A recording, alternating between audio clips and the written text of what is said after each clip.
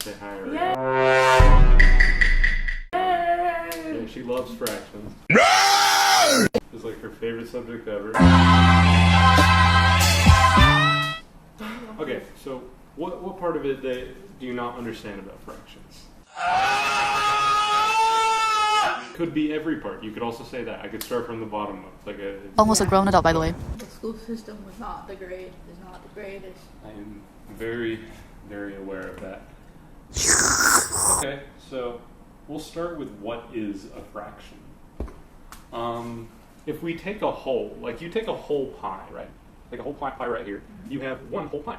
So we'll imagine this as one whole pie, which is also equivalent to the number 1. And when we cut out pieces of this pie,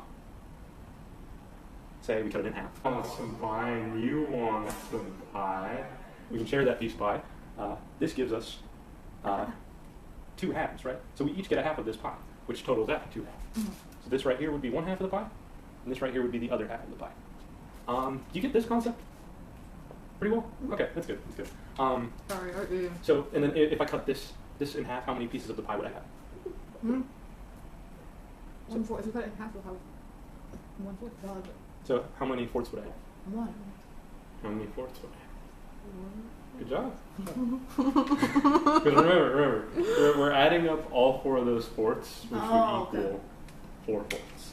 Okay, got it. Okay. Moving on, I'm sure in school, in algebra, you've seen how they multiply, divide fractions. Do you understand how to add fractions? Like if I put something like 1/2 plus 1/4, would you know how to solve this? Yeah. Straight across? Not quite.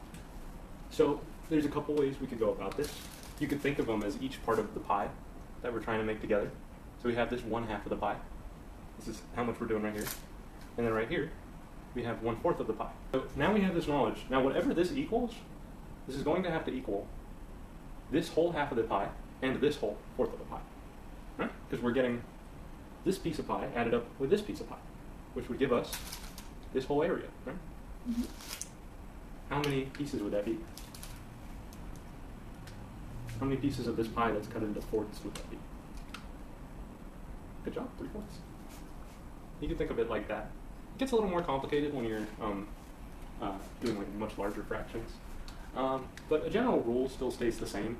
If you want this to get to this, because you know that 2 times 2 equals 4, right? 2 times 2 equals 4. Get this right here. And we're trying to see how many fourths this is, so we can add it just straight across, right? 1 half is also equivalent to 2 fourths, because if we multiply this by a whole 1, which is any 2/2 or 3/3, really anything over itself that equals 1, right? So because we want this to equal 4, we multiply 2/2, this whole number right here, and then we multiply this right here. What do we get when we multiply? 2 fourths. Yeah, because we multiply this across and multiply this across. And then that makes it a lot easier for us. 2 fourths plus 1/4. Yeah, and then since they're both the same on the bottom, you just add them straight across, right? Very good.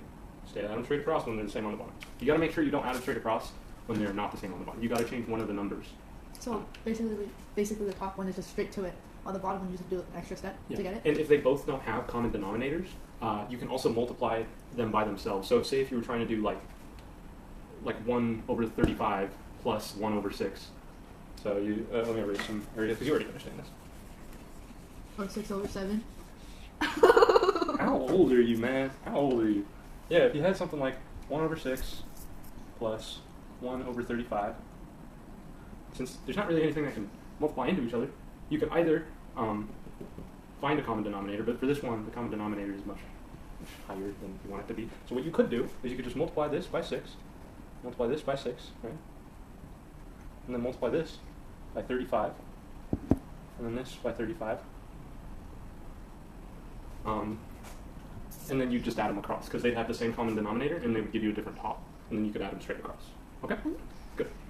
And looking at this makes it obvious that you know how to multiply fractions, right? Good. Yeah. Okay.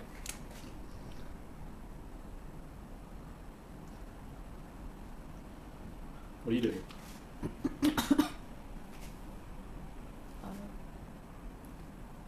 This this is the thing you multiply straight across. Oh. Remember, you're multiplying straight across here and straight across here.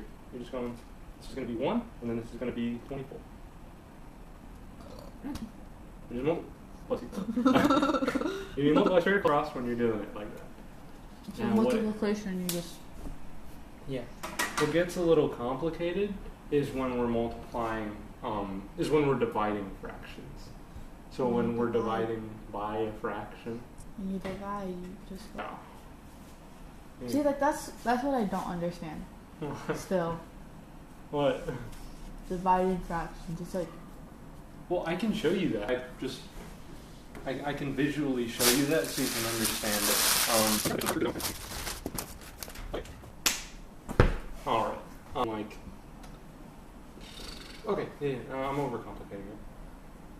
1 over 4. Do you want to do this division or this division? Which one do you prefer? They're the same thing, but which one do you want to see? The top.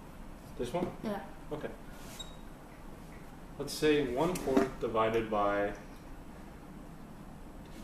2 over 3, right? I've already showed you a technique with this, which is just keeping the top the same, which would, you remember that? Where we keep the top the same and then we flip we flip this one.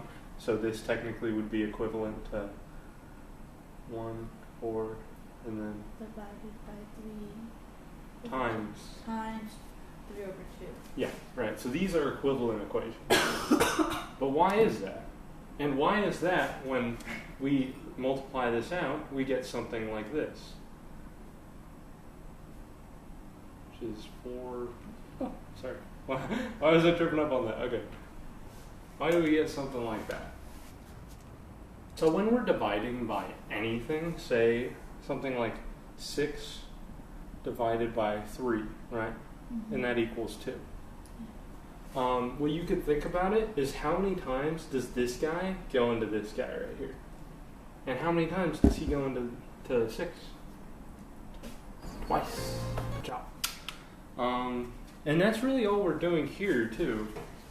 Twice, like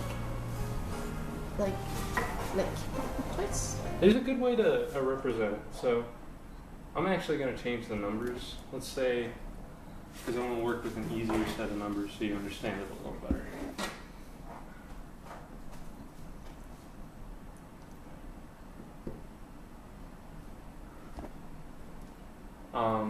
So this right here can be represented as 2 whole blocks.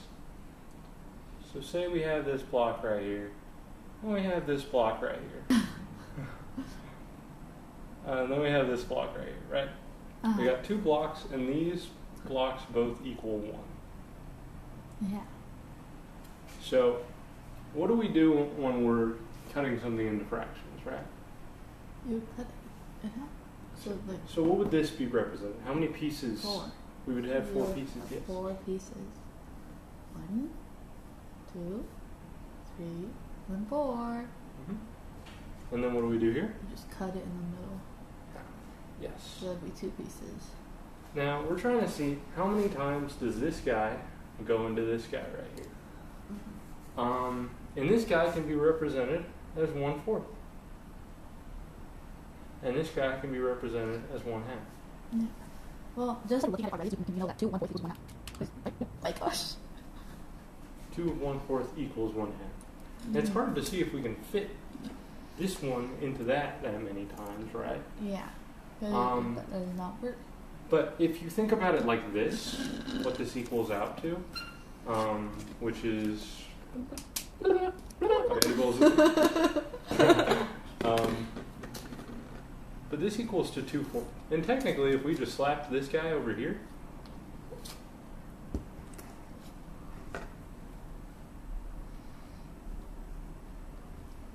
which equals 1/2, we know that 2 of these guys, visualizing it is fucking stupid and tedious because I'd have to cut it up into a bunch of pieces, and that's a lot of drawing and a lot of pen ink I don't have. I'll just show you how to do it. If you don't understand this in higher maths, I feel like that's kind of a you problem. No. Just joking, I'm fucking around. No, it's not. Just kidding. Well, you know the strategy here, right? How do we divide this? Without looking at this, how do we divide this into this? What do we keep the same, and what do we? You keep the first one the same, and you flip the 2 and the 4. And what are we doing in that equation? You're multiplying instead. Yes, yes. Ooh!